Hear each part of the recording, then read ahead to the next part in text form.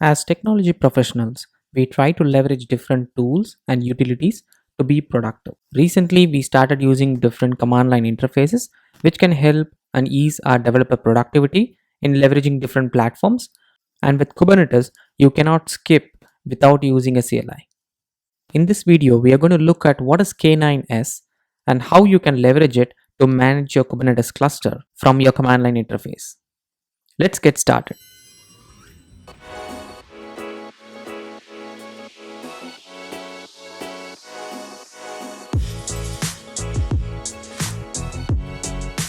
Press the bell icon on the YouTube app and never miss any update from Tech Primers.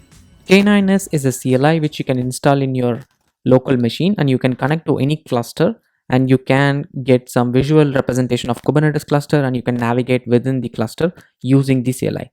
A lot of times we forget commands with respect to any CLI APIs, and using K9s you can connect to kubectl API servers and you can visually see them. Now in order to use K9s, you will have to install K9s CLI. I use a macOS machine, so I have used brew to install it. You can go to the K9s CLI and follow the installation procedure which is mentioned here. You can either use it in Windows, Linux or macOS based on the steps they have mentioned here.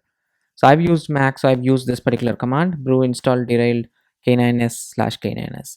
So once I have installed K9s, this is what I should be doing.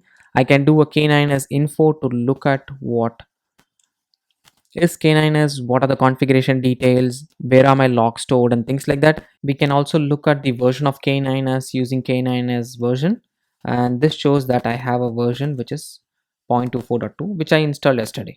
Now how do I launch K9s? So in order to get different commands from the command line itself, you can leverage K9s help, but I'm going to use the K9s command to directly launch the cluster. So I can just do K9s and then I can launch it, or I can give some namespace and I can launch it. So right now I'm just going to launch it as is. So this is going to bring up the K9s UI using which we can navigate within the cluster. So right now I have a Minikube which is running locally. So within the Minikube, if you look at it, the current context is set as Minikube. I have a Minikube cluster. I have version of K9s which is this. I have Kubernetes version which is 1.19, that is also mentioned here. Also right now I'm looking at the services view. This shows what are the different services in the Kubernetes cluster. So whenever something gets highlighted here with orange, it's either a custom resource definition or a resource definition. Now let's say I want to navigate to a specific pod. In that case, I can do a colon. The moment I press colon, this particular doc phase comes in and I can type whatever I want. So if I see here, when I typed PO, it automatically suggested that there is something called pod.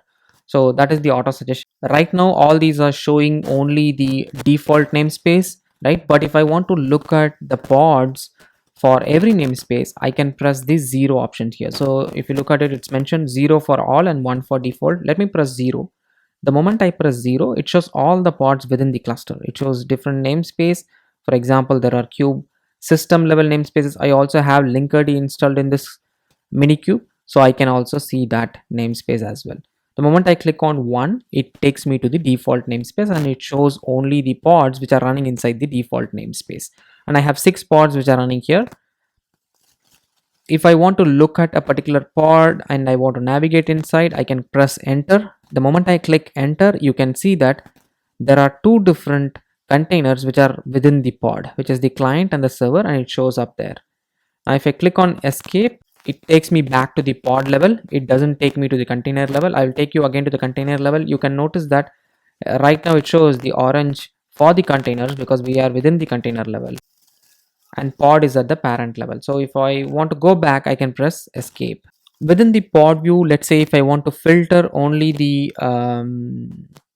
pods which are starting or which are having the name v2, right? In that case, I can press the slash option. So slash is basically a filter. So the moment you click on slash, there is a different dog icon which comes here.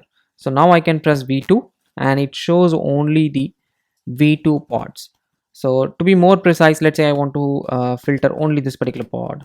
So I'm going to say Q4 and I should be able to see only that particular pod, and I can press enter and go inside that particular pod as well. Also within the container view, you can also notice that there are different commands using which you can get the logs, you can get a log preview, you can also log into the container using shell and things like that. So let's say if I click on L, it just takes me to the logs view. So if I hit if I get traffic, I should be able to see the logs. Like right now I think my application doesn't get any traffic, that's why it doesn't show anything as such here, but you should be able to see the logs rolling up here. Let me go back. Now I can also log into the particular container using the shell command. If I press S, I'm already within the container. See that? I can exit using the exit command. So I have logged into the container from the same K9s CLI, and I also can look at the logs without typing any CLI commands which are specific to kubectl. So I can leverage everything from the K9s CLI itself. Coming back to the pods, when we have huge clusters, what we do is we filter the resources using labels. So we can do that as well using the same filter option. So I can just say slash, which will take me to the filter option, and I can say -L, and I can provide the label. For example, the label which I have is version equal to v1 or v2. So for example, v2 will take me to the pods which are running v2 instance, and if I remove and put it as v1, I can see the pods which have this particular label, which is version equal to v1. So this is how you can leverage label selectors within the same K9s UI.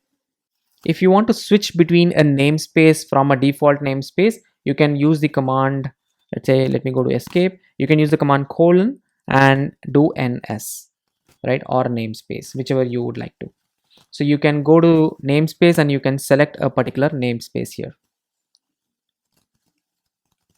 So for example, these are the different pods which are running inside the Linkerd namespace. Pressing escape will take you back to the previous screens. In order to kill a particular pod, we can definitely leverage the command Control and D. So if you notice here, when I do Control and D, it asks me if I want to kill that particular pod.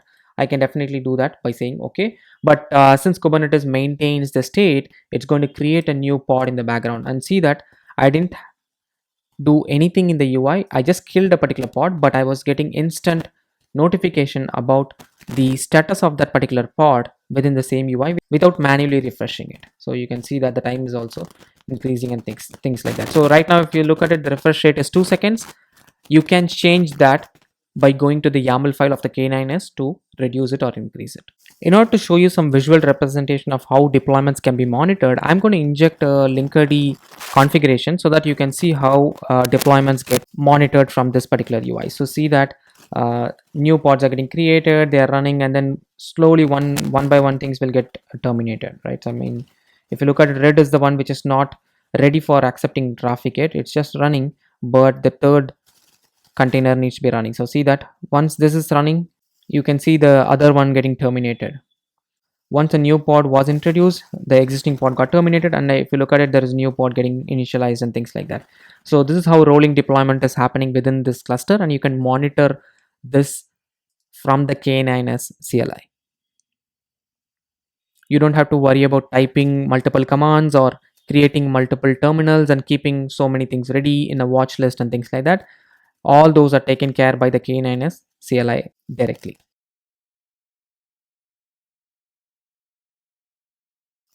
Now, during the deployment or after the deployment, let's say I want to monitor what's happening within that particular pod, I can leverage something called pulses. So pulses is a way to monitor that particular pod in terms of deployments, events, etc. from the K9 CLI itself. Let's say you don't have Prometheus or Grafana or something and you want to deploy and you want to monitor your pods, then you can still leverage K9s CLI for that too. So you can leverage this to navigate from the pulses, and you can navigate to the pods from the pulses by leveraging, for example, if I press 4, it will directly take me to pods. So I'm going to go to pods, and if I press enter, it's going to show that there are 22 pods which are running within this whole cluster.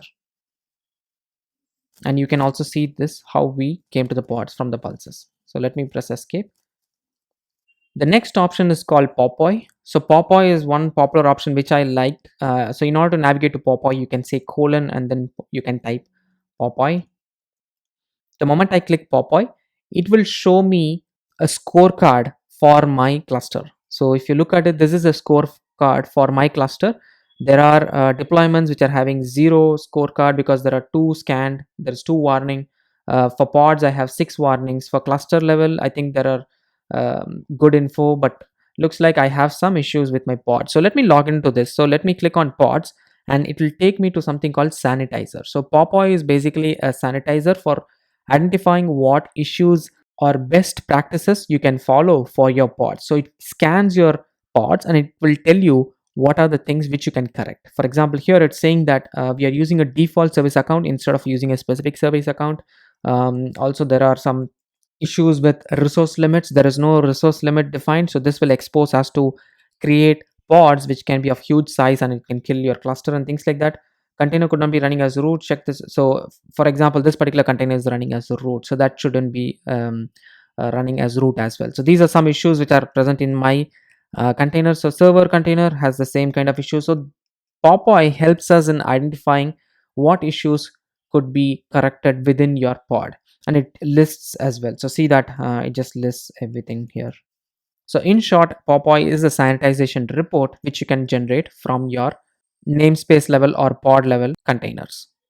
The last option which I want to show you is something called as X-ray. So in order to navigate to X-ray, I'm going to say colon X-ray. You can definitely give a specific resource. So I'm going to use the resource pod and I'm going to use the default namespace. So I want to navigate to all the pods within the default namespace. So if I click on that, so it shows me a navigation tree kind of a view for each of my containers. So see here, I can use my arrow marks to go, and I can also have different options. So see here, I can use a space to collapse or expand and things like that. So client here is a Docker container. I can look at logs from here directly, or I can look at shell. I can log into the shell using the S command. I can exit. So same way, you can do everything what you saw from the previous view from the X-ray view. So X-ray view can help you in navigating within each of the pod, and it gives you at a folder structure kind of a thing. So imagine X-ray as your file explorer or your Windows Explorer for your pods or your resources. So in this case, I'm showing pods, but you can leverage it for any resource within the Kubernetes cluster. You can do it for servers, you can do it for replica sets, etc. I found K9s CLI to be very productive if you're leveraging Kubernetes cluster and using the Kubernetes clusters on a day-to-day basis. It can also give you CPU level and memory level metrics as well. Do try out K9s CLI and let me know if you found this productive or not. Also, if you know any other tools which you think could be helpful for others, do let me know about that in the comment section below. As always, if you like the video, go ahead and like it. If you haven't subscribed to the channel, go ahead and subscribe to it. Meet you again in the next video. Thank you very much.